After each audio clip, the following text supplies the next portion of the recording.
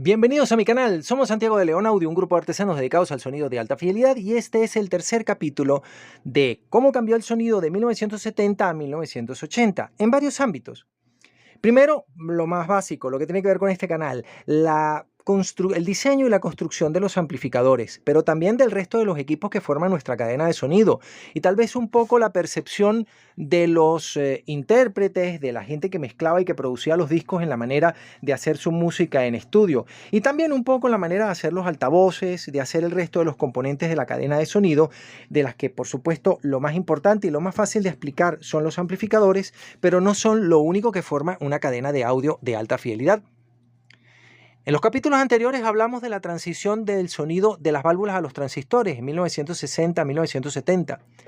También vimos cómo desde 1968 a 1972 se suman Sony, que ya hacía electrónica pero no audio hi-fi, el conglomerado Matsushita, que ya hacía electrónica pero que no hacía audio hi-fi y empezó a hacerlo de la mano de su marca Technics, el primer catálogo de estado sólido de la casa Pioneer, el primer catálogo de estado sólido de la casa Yamaha, que ya antes hacía electrónica, amplificadores para bajo y para guitarra, valvulares, pero no tenía un catálogo hi-fi. Y finalmente el resto de las marcas que llegaron para disputarse este nuevo segmento del mercado. Hoy en día nos parece una curiosidad, pero hay que recordar que estos equipos eran los que estaban en las vitrinas de las tiendas y eran objeto de deseo, porque con ellos se podía disfrutar de música en casa. Este era Netflix, esto era YouTube, esto era el MP3, esto era el iPod. Todavía hay gente que usa iPod. Esta era la forma de tener un buen momento en la casa y compartir con los amigos un par de cervezas y hablar de cosas intrascendentes y no de ahora, que pues la conversación común es como el mundo se está yendo a la mierda, cosa que no corresponde con este canal. En cualquier caso, nos vamos a centrar en los amplificadores, y todos los que tenemos acá son de la segunda generación de los años 70, de la generación de oro. Según los coleccionistas, desde mi humilde punto de vista también, los mejores equipos se fabricaron entre 1972, como esta pieza Marantz, hasta 1976, como aquel amplificador Sansui. Ahora vamos a ver por qué esta generación es tan apreciada y tan querida. Cierto es que el sonido de los años 80 fue mejor que el sonido de los años 70. Por lo menos esa es la tesis que yo he tomado para hacer la descripción de esta secuencia de videos. Pero mejor sonido no significa todo. De hecho, estos equipos de repente no tengan un sonido tan bueno como sus equivalentes de los años 80, pero cierto es que son más deseados, más apreciables, más estables, más fáciles de reparar, más robustos, mejor construidos, mejor diseñados y mejor hechos en muchas cosas. Así que vamos a comenzar por explicar por qué estos amplificadores son como son, qué tenían, qué condicionó su diseño, por qué los fabricantes decidieron hacerlos así y qué nos podían ofrecer. Los años 70 tienen, para simplificarlo mucho, dos generaciones de equipos. Los equipos de inicios de los 70, más o menos entre 1968, como el diseño de aquel Marantz 1200B, que es un Model 30 más Model 15, y tal vez este de 1972, y la segunda generación que arranca justamente en este amplificador y llega hasta 1976. Un resumen corto. Yo les mostré en este canal un Sansui AU666. No les he mostrado un Yamaha CA600, pero viene siendo la misma cosa, y no les he mostrado un Pioneer SA600, SA700, que también viene siendo la misma cosa. Estos primeros amplificadores de los años 70, ninguno de los que les estoy mostrando ahora, eran amplificadores que estaban limitados por el alto costo de producción de los semiconductores. De hecho, la primera Sony, seguida por Hitachi, por Toshiba e incluso por Yamaha, empezaron a fabricar semiconductores específicos para audio. Ya Sony tenía tradición porque desde 1962, me parece, habían estado fabricando dispositivos electrónicos para sus radios transistorizados y para los equipos que ellos querían producir en ese momento. Y esto debido a que no habían piezas especializadas, y las que habían, fabricadas en Estados Unidos por Philco, eran carísimas. Creo que $30, $25 por cada transistor. Saquen la cuenta de que en 1965 $35 era una onza de oro. Así que estamos hablando de dispositivos muy costosos. Esto obligaba de todas maneras a tener unos altos costos de producción. Les recomiendo mucho el documental que está disponible aquí en la plataforma en YouTube, que habla de la historia de Sony, la historia del primer radio transistorizado de Sony vendido en los Estados Unidos, porque ya Sony tenía tiempo fabricando y vendiendo en el propio Japón. Luego viene la segunda generación. La segunda generación es esta que tenemos acá y la vamos a describir con detalle porque tengo varios equipos para mostrarles con sus particularidades y con sus peculiaridades. Veamos.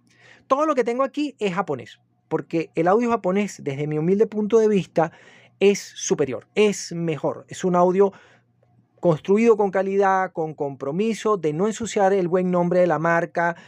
Requirieron de la ayuda de mucha gente. Después voy a dedicarles un video especial a Yamaha y el TC800, que va a ser muy descriptivo de lo que yo quiero decirles, pero sobre todo equipos maravillosos, entre los cuales se encuentran estos dos amplificadores integrados que desde mi punto de vista y de algunos coleccionistas son unas obras maestras, son unas piezas maravillosas, distintas, pero maravillosas. La única excepción que tengo al sonido japonés es este amplificador Marantz, que ya la próxima semana o en 2 semanas vendrán a buscarlo y estará listo y no lo tendremos más aquí porque ya ese amplificador, lamentándolo mucho, no es mío. ¿Cuál es el denominador común de todos los amplificadores de 1972 a 1976?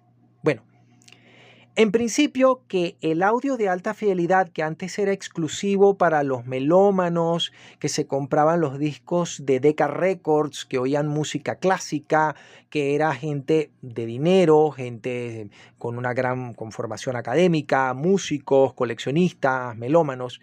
Eso sí cambia en 1972 porque aparece la música popular.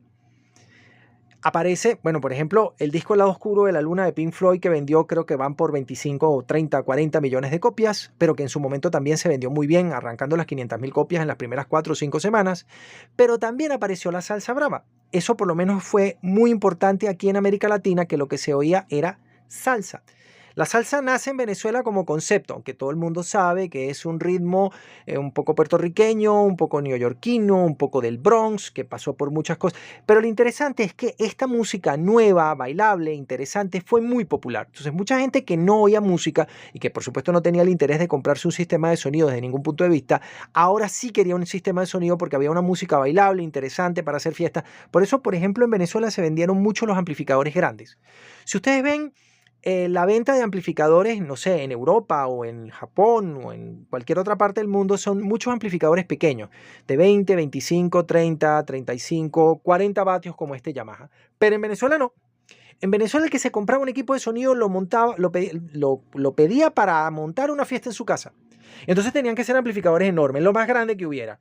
Si era el 9500, ojo, esos amplificadores ahora son piezas de colección, piezas de culto, maravillosos, para ponerle unos altavoces fantásticos, una sala acondicionada de audio. Esas cosas se usaban para transportarlas en las primeras minitecas venezolanas. Ese era el amplificador grande, porque antes del 9500 Sansui no tenía etapas de potencia. Después sí aparece con esta nueva colección el BA3000 y el BA5000, pero antes no habían powers. El amplificador más grande era ese. Entonces los multicableaban para multiamplificar, unas unidades para los graves en puente, para los medios, para los agudos. Yo llegué a ver 5 amplificadores de esos en la misma miniteca. Fotos de los años 74, 76, 78, no los vi funcionando. Bueno, pues yo estaría en pañales en ese momento, ni siquiera. Entonces, ¿qué pasa? Estos amplificadores se usaron mucho para servicio pesado, por eso es una maravilla conseguir en Venezuela un equipo de estos que no fue usado en una miniteca y que está en buen estado estético, que no lo rayaron, no lo quemaron al sol, no le echaron cerveza encima, etc. Pero eso es otra historia que no se corresponde con este video. En cualquier caso, hay un denominador común con todos estos equipos, independientemente de la potencia. Frontal de aluminio cepillado grueso. Este niño tiene 6 milímetros de espesor, este tiene 5, este tiene menos, tiene como 4 milímetros, pero la bordura de aluminio lo disimula. Este también es enorme, aunque esto es sólido, pero esto es una tapa un poco más hueca. Estos son 3 milímetros de aluminio cepillado, con un acabado muy bonito. Los primeros amplificadores de Pioneer como ese no tenían un serigrafiado pintado como este Yamaha, sino que está acuñado como si fuera una moneda. Entonces tú lo lijas y no se cae la pintura porque la pintura está pintada hacia adentro. Tiene un acabado muy bueno, un acabado de aluminio fantástico. Esto es costosísimo. Hoy en día una perilla de esas cuesta $20. Entonces estos equipos competían todos por calidad y entonces tenían una característica común. Frontales aluminio, perillas perfectamente mecanizadas a torno, no son piezas vaciadas porque está el brillo del acabado. Piezas terminadas de altísima calidad, se usaron tornos de control numérico porque hay unos equipos, estos no, sí se hicieron igual, pero estos no se nota. Hay unos equipos Kingwood que tienen un grano en la perilla de pequeñas pirámides labradas o talladas o mecanizadas encima de la pieza. Muy interesante el acabado, unos acabados carísimos y muy difíciles de hacer. Y bueno, por supuesto tenemos joyas como esta en las cuales se usaron perillas a dos colores que están anodizadas en negro y que después las volvieron a cepillar para que brillaran. Entonces hubo un trabajo haciendo que estos equipos quedaran bien construidos. Todos tienen un chasis de hierro galvanizado grueso, calibre 28, calibre 26, calibre 24, milímetro y medio, incluso hasta 2 milímetros llegué a ver en el chasis del amplificador integrado Accuphase E202 de Kensonic. Son 2 milímetros de hierro galvanizado. Este amplificador también tiene un chasis muy grueso para poder cargar el inmenso transformador de potencia. Este no, porque tiene un chasis de acero estampado, entonces con la forma del acero se le da más fuerza. Esto tiene un chasis de hierro de 1.8 milímetros de espesor, es decir, hay un uso intensivo de materiales. Es una característica que comparten todos los amplificadores de este periodo. No es que antes no se hicieran de forma tan masiva, pero sí fueron muy conservadores con el uso de material. De hecho, llegué a ver algunos amplificadores con chasis de aluminio y entonces pues el altísimo costo de los transistores hacía que recortaran en el gasto del resto de la infraestructura del equipo, de su diseño, pero ahora sí, se botaron. El monstruo que ven aquí arriba pesa 24 kilogramos y este pesa 18, 19, 20 kilos. Es decir, hay un uso intensivo de material. Otra característica que tienen o que comparten estos amplificadores es el cuidado de la estética. Estos equipos no se compraban por catálogo, había que impresionar a la gente cuando iba a la tienda de audio especializado. Entonces, por ejemplo, este amplificador Sansui que abre el diseño de los años 70 moderno, a pesar de que es del 72, él tiene un diseño moderno para su tiempo. Ya hablamos ampliamente de este amplificador en 3 videos que le dediqué hace tiempo, que es el mejor amplificador del mundo, por un montón de razones, y hoy nombraré algunas desde mi humilde punto de vista, porque eso es emitir juicio de valor. Este filo de aluminio se conserva del diseño de los amplificadores de Fisher, no confundir con Fisher, con los amplificadores de Fisher, con los amplificadores HH Scott, con algunos amplificadores de McIntosh, aunque el filo es distinto porque todavía se pensaba en empotrar este equipo en una caja de madera. Entonces, una cuestión de estética, así como hoy todos los fabricantes se copian de la estética del iPhone. Bueno, si los equipos tienen un filo de acero, este tiene que tener un filo cepillado de aluminio, brillante, bien bonito, es necesario para darle esta estética en particular. Esto es costoso de hacer, pero los fabricantes se dedicaban a que el equipo fuese muy elegante, muy bonito. Una estética más conservadora y tal vez menos llamativa sería la del amplificador Marantz 1200 y todos los equipos Marantz del primer catálogo de estado sólido. Pero ese amplificador en particular tiene perillas sólidas de aluminio. Esas perillas no son huecas como las que se utilizaron después para ahorrar costos.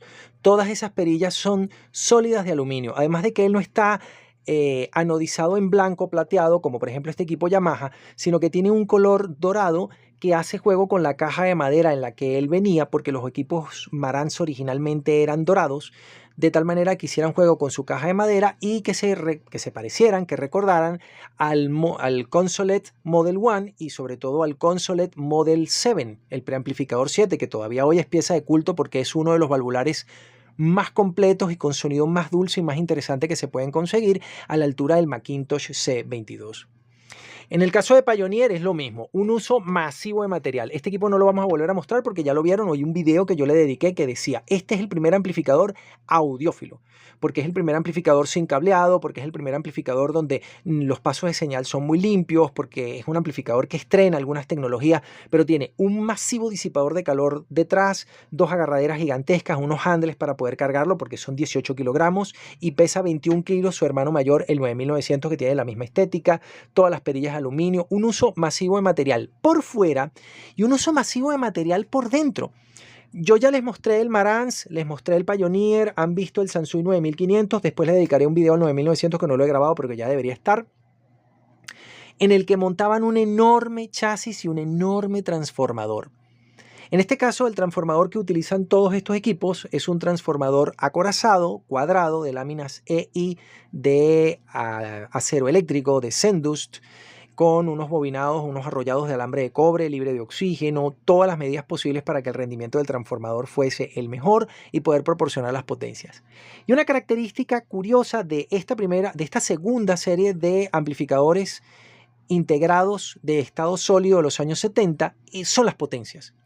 Antes no estuvieron disponibles potencias grandes, los amplificadores eran muy pequeños, eso lo hablamos en el capítulo dedicado al Sansui 777 que pueden ver en este canal. Pero ya por ejemplo aparecen amplificadores enormes como este Marantz 1200 de 100 vatios por canal, o el 1250 de 125 o el 1300 de 150 vatios, es decir, ya habían amplificadores grandes. El primer amplificador grande japonés es el Sansui 9500 de 75 vatios por canal, seguido 2 años después por el tope de gama de Yamaha, es decir, el hermanito mayor de este amplificador, que es el CA1000, que también daba 75 vatios por canal, muy parecido en el diseño y con un sonido muy interesante, aunque el 9500 se lo lleva por delante en calidad de construcción, en peso, en prestación, etc. Pero el Yamaha es una pieza maravillosa, realmente muy interesante. Ampliamente recomendable el Yamaha CA802, no este, sino el C802. Ya vamos a explicar las diferencias del cómo y del por qué. Grandes transformadores, grandes potencias y se beneficiaron de que en esta época aparecen la primera generación de transistores rápidos. El único amplificador aquí que no usa transistores rápidos desde el principio es este Marantz, porque es un diseño del año 68. Entonces yo les recomiendo que vean un video que grabé sobre el Phase Linear 400, donde contaba cómo ellos se pusieron de acuerdo con un fabricante de semiconductores para que les proporcionaran los primeros transistores de alta velocidad en 1972, porque en Estados Unidos estaban un poquito atrasados respecto a la tecnología del audio, respecto a los japoneses que ya disponían de transistores de alta velocidad en 1972, que son los que usa aquel amplificador Sansui, aunque eran transistores más sencillos de producir porque aquellos eran para 75 vatios por canal, mientras los que necesitaba Phase Linear eran hasta para 700 vatios, porque en el momento que sale el Phase Linear 400 que yo tengo y les mostré y le dediqué un video, apareció también el Phase Linear 700, el Dual 700, creo que son 350 vatios por canal. Una cosa brutal, porque no había en ese momento y no hay hoy altavoces domésticos hi-fi para una potencia como esa. Otra característica superficial, para describirlos desde lo más sencillo, que comparten todos estos amplificadores independientemente del fabricante, es que tenían los controles completos. Todos ustedes saben que un amplificador debe tener, miren las perillas, un selector de entrada, bueno, un switch para encenderlo, lo primero, aquí está integrado con este, un switch para encenderlo. Un selector de entrada, un control de volumen, un control de balance, un control de bajo, un control de agudos y un selector de speaker. Eso es todo. Entonces, ¿para qué es todo esto? O sea, ¿qué es todo lo demás? ¿Por qué este amplificador tiene tantas cosas? Bien, este es el panel más completo. El amplificador japonés y el amplificador de hi-fi en general, con el panel de controles más completo que puede haber, es este Sansui 9500. Entre otras razones, por eso también es el mejor. Al lado del selector de entrada, tengo el selector de modo. Esto hoy en día no se usa. Luego tengo los selectores que me permiten hacer los bucles de grabación, seleccionar de cuál cinta a dónde se va a grabar. El adaptador de un reductor de ruido hoy en día no se usa y esto tampoco se usa. El loudness sí, la audibilidad que enfatiza el extremo bajo y el extremo agudo. El muting sí se usa. El control de bajos agudos, pues lo tenemos, pero hemos perdido el control de medios y los selectores de la frecuencia de corte y la posibilidad de desconectarlos. Entonces, esto es un control de tonos absolutamente maravilloso, solamente superado por el del Sansui AU999. Y también hemos perdido los filtros subsónicos y ultrasónicos tan útiles en los tiempos del audio analógico, y el selector de speaker, y la lámpara de protección, y la conexión de audífonos, y cualquier cantidad de cosas. Este panel de conexiones, este panel de control sumamente complejo, lo hereda también el 9900 y toda su serie, pero también lo tiene este amplificador Yamaha. Miren, aquí está el selector de entrada, el selector de modo, el selector del bucle de grabación. Bueno, en este caso podemos operar en clase A, pero esto es una cosa exclusiva de este amplificador. Tenemos los filtros subsónicos y ultrasónicos de tercer orden, igual que acá. Estos filtros subsónicos y ultrasónicos son de segundo orden con frecuencias de corte seleccionables. Tenemos el muting, el control de volumen, el control de balance, el loudness, que en este caso es variable. Y si nos asomamos por aquí, vamos a ver que estos dos amplificadores también tienen todas esas opciones. Aquí tenemos el control de volumen, el control de balance, el selector de entrada, el selector de modos, creo que este es el bucle de grabación, el selector de speaker, el filtro subsónico y ultrasónico, el loudness, el control bajos agudos, el tal y tal y tal. Y esta máquina también los tiene, se repite todo otra vez. Esto hacía compleja la implementación del preamplificador. En el siguiente capítulo vamos a hablar de las características que tenían los preamplificadores de estos amplificadores integrados. Somos Santiago de León Audio, desde Caracas, Venezuela. Para todos, saludos y suerte.